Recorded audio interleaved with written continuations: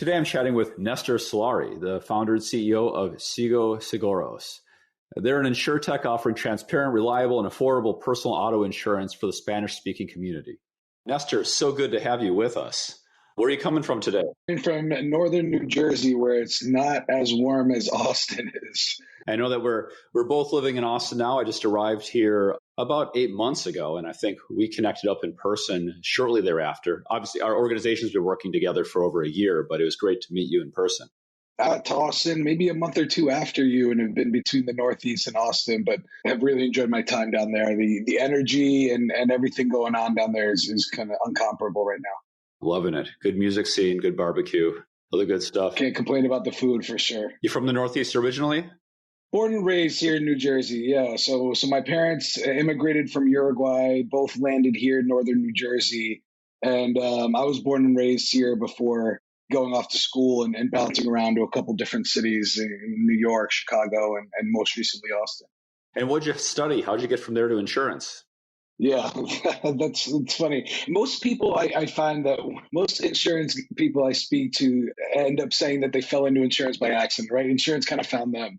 And similar with me, I studied finance undergrad, went to Wall Street, worked in investment banking, and then moved into investing and had a great learning experience and really enjoyed it. But kind of stumbled across insurance after some family members were struggling to get auto insurance. And that kind of triggered my interest, and I kind of dove in there, and out came Sigo. That was the start of my insurance journey, was launching an insurance company. Tell me about that. What were some of the struggles that you're alluding to?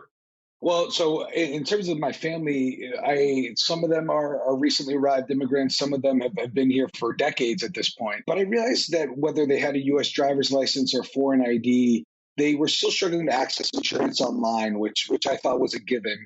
I didn't have any problems, right? But the more I researched, the more I learned it was because I was buying increased limits on a newer vehicle, and I went to college and I lived in the next part of town.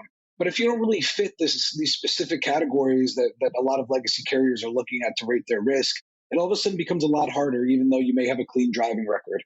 Things like the absence of a credit score or like I said, a foreign ID, or maybe just the fact that you're buying state minimum limits often forces people into some other options, going through brick and mortar, having to pay a lot extra in fees. And that didn't seem right to me. It seemed like people that were good drivers were getting kind of forced into these poor options because of circumstance. And that's kind of where I decided to jump in and start learning and building a solution. That's where Sigo Seguros came from. Exactly. So who you started with? How'd you find your founders? I was extremely fortunate. I started by myself. So I applied to business school with the intention of, hey, I want to take this time to start Sigo.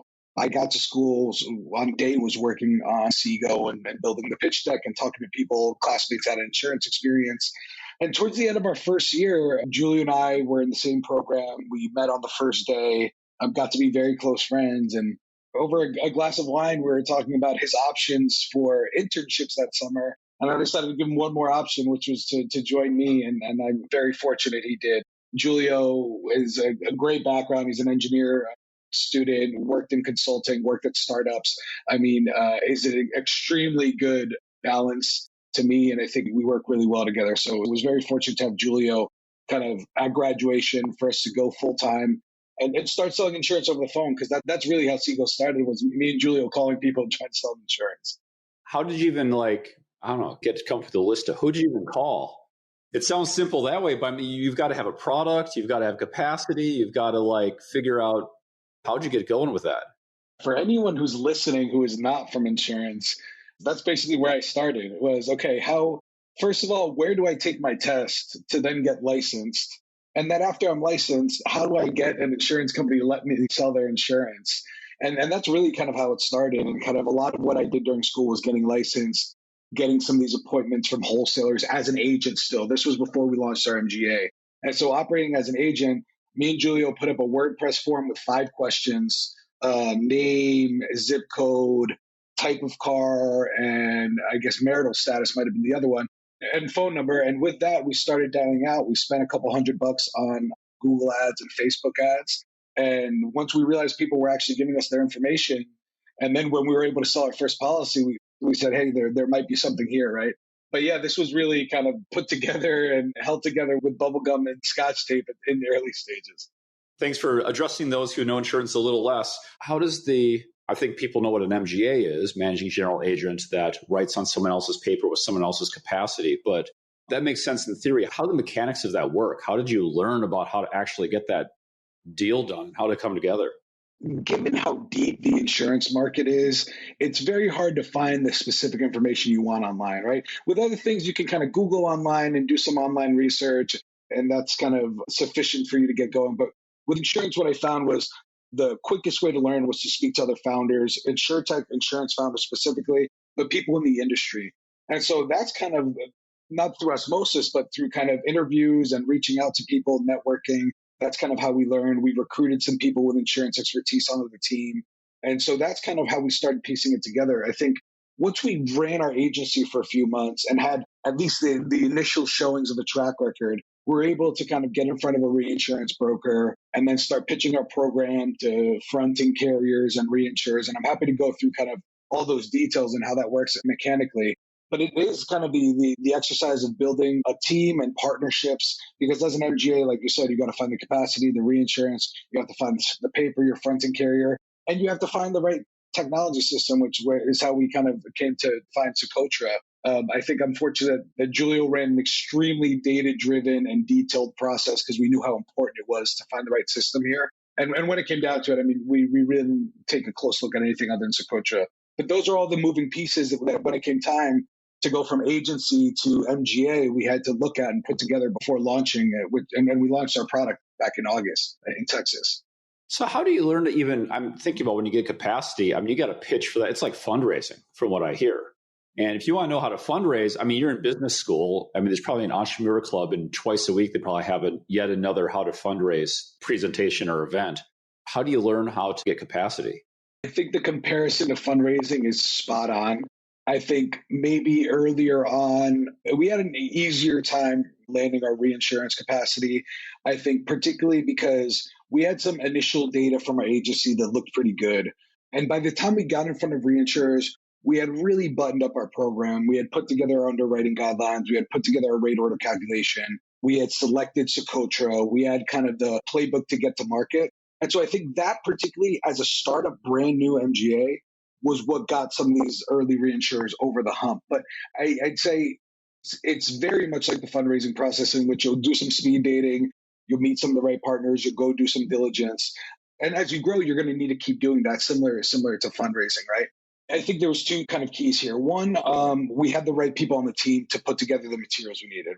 We had this pitch and we went down to the physics of the product. And like I said, the guidelines, the forms, all those details, the roadmap on executing on the tech, and then finding the right reinsurance broker. I think that's often not talked about, but we met with several and ultimately decided to go with one that has been a great partner for us. How many of your peers do you think work with brokers versus just using their own network? Is it like basically a matter of if they're in the industry and already have the connections? So I'll talk about admitted products. I guess I'm a little less familiar with non-admitted products. But for admitted products, I venture to guess that well over 90%, if not 99% of people working with reinsurance brokers. It's very much kind of part of the industry, and that's how you access those markets. It's relationship driven. And so a lot of those reinsurance brokers have all the reinsurance capacity relationships. And so it's about finding one that understands the vision and is going to be able to at least introduce that vision to reinsurers and get you in front of them. I understand that a lot of them have similar relationships and access to similar markets, but ultimately it really came down with someone to find the partner that could see Sigo for what we were trying to build and communicate that vision a little bit. But my understanding is that the vast majority of these programs, at least in personal auto specifically, are put together through reinsurance brokers. Do you think that's going to, I mean, obviously insurtech is taking off. This is happening more and more and more often, and the brokers take a cut. Do you think that's going to sustain? Because that's the difference from fundraising. Fundraising, you typically don't work with a broker, although every now and then I get spam from someone telling me they'll broker, but yeah. Someone that'll do the fundraising for us, right? Yeah, I'm sure you get the same spam. It's like, no, I'm good. No, you know what? It's funny. It almost feels a little bit about like the conversation, maybe the insurance professionals conversation that is the parallel to the insurance agent conversation, right? I think when insurtechs came out of the scene, there was a lot of talk about insurtechs going direct to consumer, like we are. but talking about let's try to cut out the broker and lower these costs and pass those cost savings on to the customer. I'm not sure that's been proven out yet, right? With brokers, there's still a lot of value there in distribution, building the relationships, and they haven't really been fully disintermediated. If anything, insurtechs are now being seen going to these brokers. And so I think there's a similar dynamic with reinsurance brokers as there are with their kind of retail distribution agents, in that there's some startups that are attacking this and trying to build a technology solution and then a market solution connecting reinsurers and NMGAs and capacity seekers.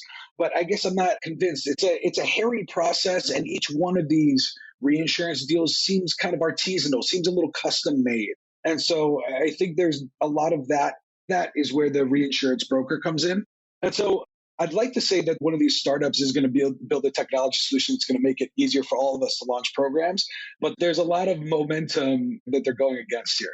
One thing I love about Sigo Seguros is that you have a fantastic mission, exactly the people you want to serve, which is fantastic in and of itself. But also what I find is, because we work with a lot of clients, and sometimes they're clients who compete with each other. And you're doing auto. We have a lot of clients that do auto, but I never have to worry when I'm talking to one of them that they're like, oh, Nestor, he's cool. They're doing their thing. You've got your lane, and everyone likes Nestor, even if they're also doing auto insurance, which is really cool. I'm curious where your thoughts are on the crowdedness of insurtechs.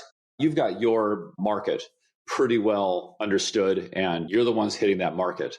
I'm curious what you think generally, and perhaps even in auto or outside of auto. Is it overcrowded? Are there big winners that haven't been found yet? And what's kind of fueling this? Because I feel like there's more of them than you have in you don't have as many ride-sharing competitors or social network competitors, or like some of the things that I was seeing back when there are other waves and booms of things. I feel like there's a lot of them here. Certainly in banking, there weren't this many new banks. That's a funny observation, because you hear that a lot, particularly with us, that we're focused on a target, very kind of what feels niche, native Spanish speakers, even though we're talking about the second largest Spanish speaking country in the world in the US, right?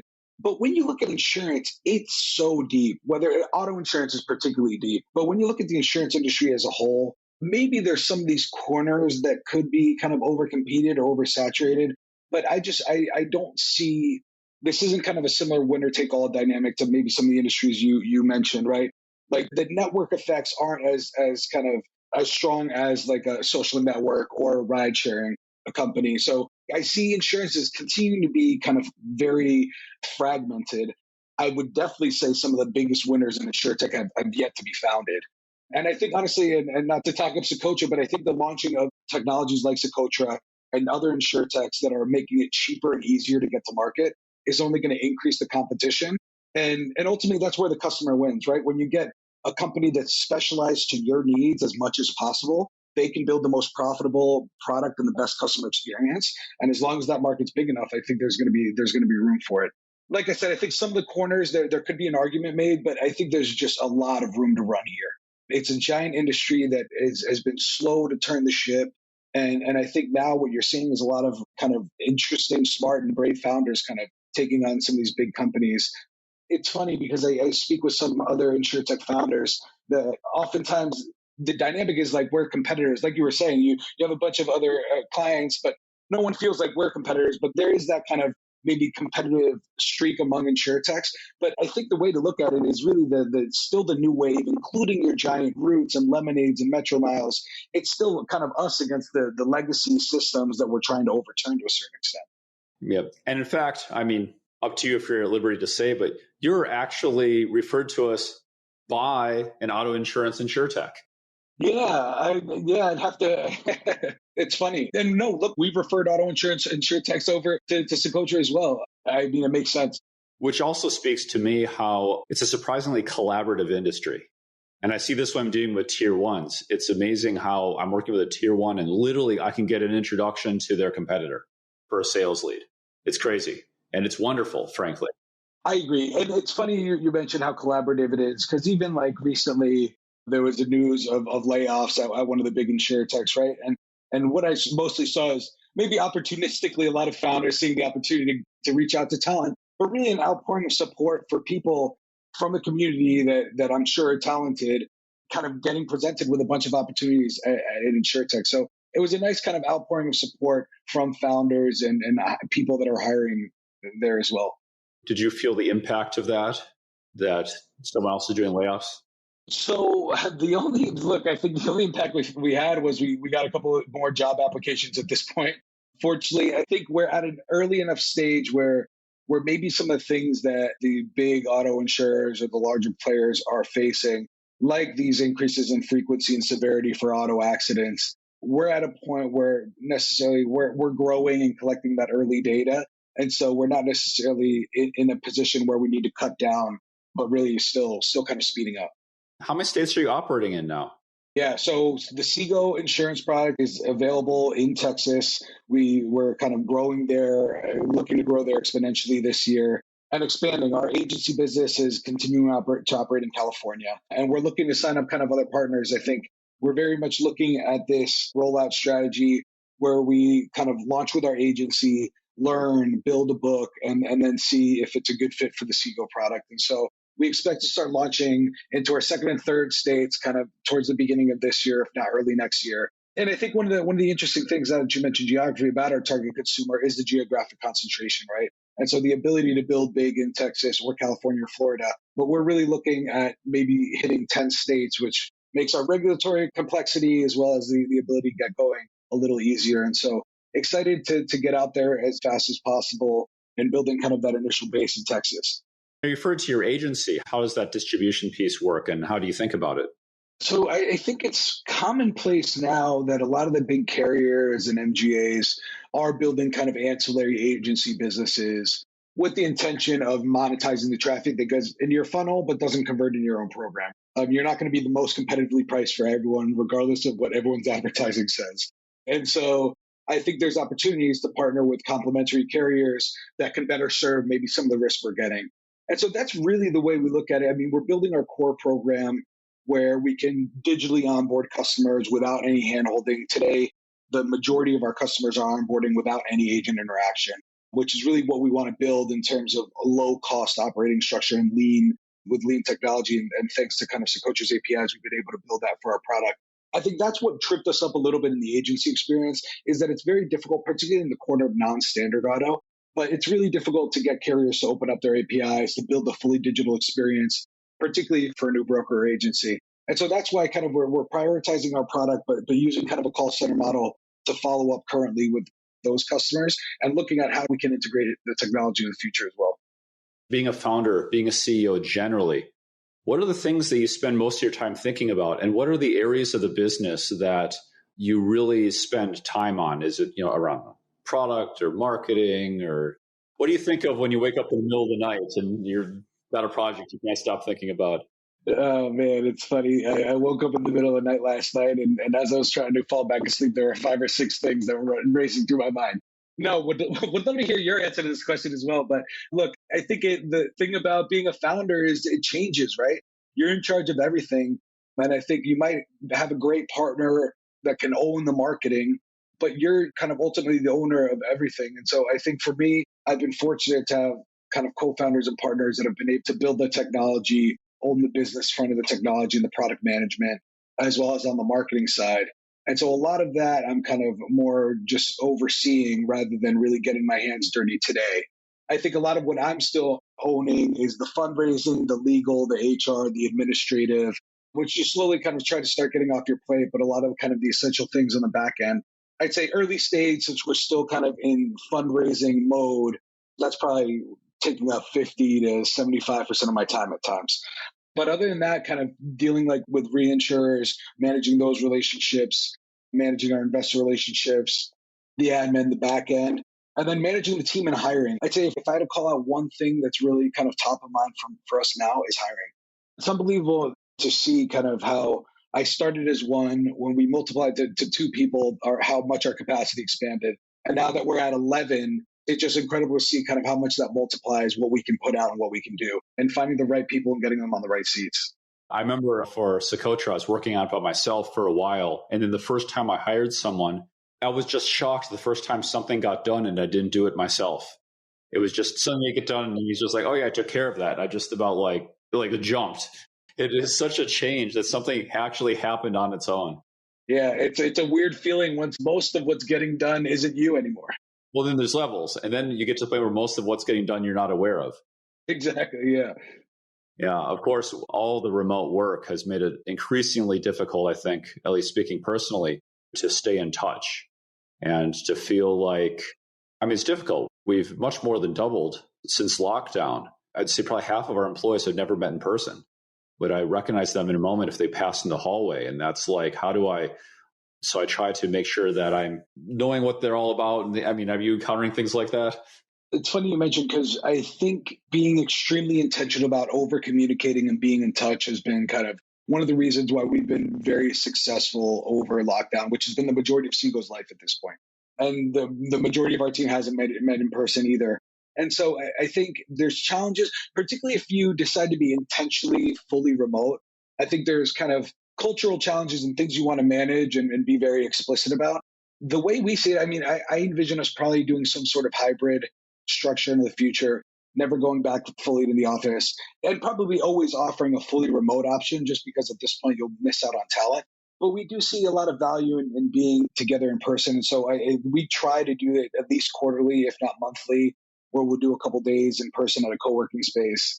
And so that's something that's been top of mind, but it's a funny balance between staying in touch and not having constant meetings on your calendar, right? Especially for us. And you missed the water cooler talk, where I think once you get to departments, the only way that you interact with someone is it's actual scheduled meeting because you both have to join the teleconference.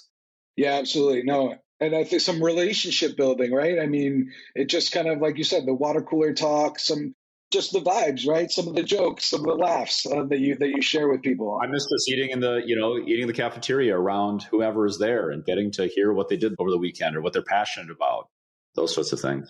You max out on a lot of that context too, right? The outside of work context, which is important, right? When you're building relationships with your team. Yeah, definitely. Where's the team distributed to now? You said that it sounds like you're mostly in the same geography if you're planning to get back to at least hybrid. So right now we're all fully remote. I'd say we're concentrated, if anywhere, in the Northeast. My co-founder's in Brooklyn. My VP of marketing is in Boston. My VP of engineering is moving out to the Northeast. I'm between New Jersey and Austin. So if we do some sort of co-working, it'll probably be up here, even though we're hiring, all positions are fully remote, even though kind of the location we're putting is Austin as well. And so seeing eventually if we kind of have either two co-working situations, but other than that, we have engineers in Latin America and a call center in Puerto Rico as well. And so regardless, we'll still be operating kind of extensively. We'll be operating virtually extensively. And also, I think it's become as part of our kind of dialogue with our consumers, right? We get often our customers ask us, "Where's your office?" And that's always been, "Hey, we're fully virtual with the intention of lowering costs and passing those on to you as well." So you're between Austin and the kind of New York, New Jersey area. What are you finding the insurtech scene like in both of those places? It's tough to compare the energy that exists in Austin right now just with the founders of the startup network. It's contagious. We got a chance to connect down there. I got a chance to connect with other founders, both from small and some pretty big unicorns. They've been nothing but helpful. And I think that's a little bit of the small town maybe feel of Austin versus New York, New Jersey. It's still the New York kind of metro area is still kind of you're drowned in a sea of everything, whether it's founders or insurtech or financial services, particularly around New York. I'd say the insurtech community in New York has been pretty strong. There's nonprofits like New York that have kind of built a pretty good community around there, as well as Insurtech Hartford in Connecticut. And then the Insurtech Austin guys are doing awesome stuff. Shout out to Andrew, who I got a chance to connect with down there. But these community builders are doing awesome work. I mean, whether it's in New York or in Austin, it's been where I've gotten the majority of my kind of local insurtech knowledge, if you will. Andrew's great. This is Andrew from Vouch. Yeah, he throws events and all sorts of fun things. And then in New York, there's Insurtech NY. I know they're doing a conference in March. I'll be out there for that. Yeah, it's a great time to connect if I'm out here. David and Tony have been awesome. Oh, fantastic. Hey, by the way, anything you'd like to cover that I should jump in on or would like to be asked? No, I mean, look, this has been a real smooth conversation. I don't think anything comes to mind. As you can tell, also, I'm not, I appreciate you throwing Socotra in a little bit, but I appreciate that you did do it, but it's about you. That's what I'm doing here. I hear you. But no, I mean, look, Socotra's been an important part of the journey. Look, I think picking Socotra has also been one of our wins. Tell us about what our teams have been doing together. We've been in touch with your team now, oh man, going almost on 2 years. But this all started kind of with the idea of launch your own insurance product. So we had the agency in early 2020. We said we're going to launch our own product. And that's when we realized all the moving parts. You need your capacity, you need your paper, and you need your tech. And that kind of launched our deep dive into policy admin systems. We got referred to Socotra through another insurtech founder who I think regretted not going with Socotra at the time. But we got introduced to through another insurtech founder. Socotra was one of about 24 providers we spoke to. My co-founder is extremely analytical, data focused. We had a whole matrix with scorings across the board. Again, not to blow any smoke, but Socotra was a clear choice for us. And since we got started, the team's been super helpful in getting everything set up. I think choosing Socotra for us early on was a big win. I think it saved us a lot of time and a lot of headache. And obviously not without our growing pains on both sides, but I think we've really gotten a big head start on other competitors who actually kind of doubled back and may have decided to go with Socotra after making another choice. And so I think for us, it came down to being really kind of analytical about it. And then really the success, a great deal of it goes out to your team, your sales team, the implementation engineers just couldn't have been more helpful throughout the process and still. Thank you. And I've heard only good things as well. Where can people get more information about us? Yeah, we try to be out there across social media. So you can check us out on Instagram, Twitter, or Facebook at Sigo Seguros. You can also check out our website, Seguros.com. Always happy to connect with other founders or people in the insurtech space. People can feel free to reach out to me directly. My email is Nestor@Seguros.com. We try to make sure we keep producing content and are available for customers and anyone else who's interested in learning more. Okay.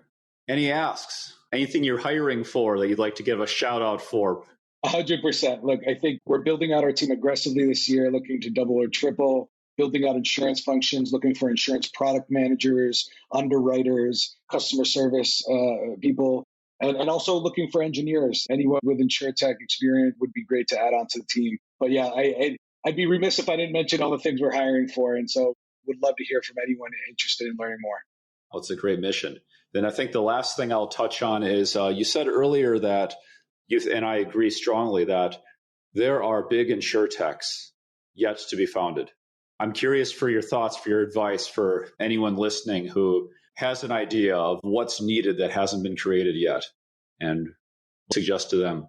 I have a list and I'll try to keep it tight, maybe to the top 3 ideas, if you will. But one of them I always go back to, and if you're kind of mission driven and have a similar skill set to mine, I always go back to small business commercial insurance, particularly when you're looking at kind of immigrant and the native Spanish speaking population. I think there's a huge opportunity in small commercial if Sigo doesn't make it there first. It seems like cyber is a huge opportunity nowadays. There's still little data around it, widely variable pricing. There still seems to be a big opportunity for cyber insurance that I think there's a couple of people tackling, but again, I think there's still... There are. I hear the capacity has been very tight for cyber, though.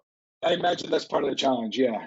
And look, I think as you think about Web3 implications, you imagine there's probably some room for some sort of digital asset insurance, some type of NFT wallet insurance, perhaps. I'm still very much a novice in kind of that crypto, blockchain, NFT world, but there seems like there's emerging opportunities there, and it's only going to become a bigger part of the pie. Besides the opportunity, any advice on how to get it done? Co-founders, capacity, fundraising, organization, go-to-market, any surprises, learnings, any pieces of wisdom from that, or what was something that you learned that surprised you? This can be a whole second podcast if we let it. But no, I think, look, the 2 top things that I tell every new founder that I've been kind of consistently surprised at the value it's yielded is 1, the importance of storytelling, especially early on with fundraising, early on with hiring, motivating your teams. Get good at telling your story and get good at telling stories, because I think ultimately that's really what you need to do to communicate with a wide range of stakeholders in insurance and also fundraising and employees. And so I'd say that's the one thing that I wish you hear a lot, and I maybe glossed over it until it really clicked for me. And I think it was really a turning point for us when I really kind of crafted the right story and got comfortable telling it. The second thing I'd say is talk to as many founders as possible. I found that the people that are the most candid are the only ones that really tell the truth maybe 100% of the time to other founders is other founders. That has been the single most valuable source of information for me, is having those conversations. And so be gritty, reach out to people, ask for introductions, get in front of people, be prepared for those conversations, and make sure you can squeeze the juice out of them when you get that time. And then I don't want to be generic with it, but don't let the no's get you down. You're looking for the yeses. You're going to get a lot more of them than yeses. Yeah, exactly. Man, look, I'm sure this all kind of resonates with you as well, but you've been on this journey a little longer than I have. Yeah, definitely. Chief storyteller is very often your biggest role. Absolutely. And especially for Sigo Seguros, because of just the mission that you have a story to tell and it's personal. And I think that's fantastic. With that, Nestor, thanks so much for joining me today. Everyone, Sigo Seguros, check them out. Till next time. Thanks for having me, Dan.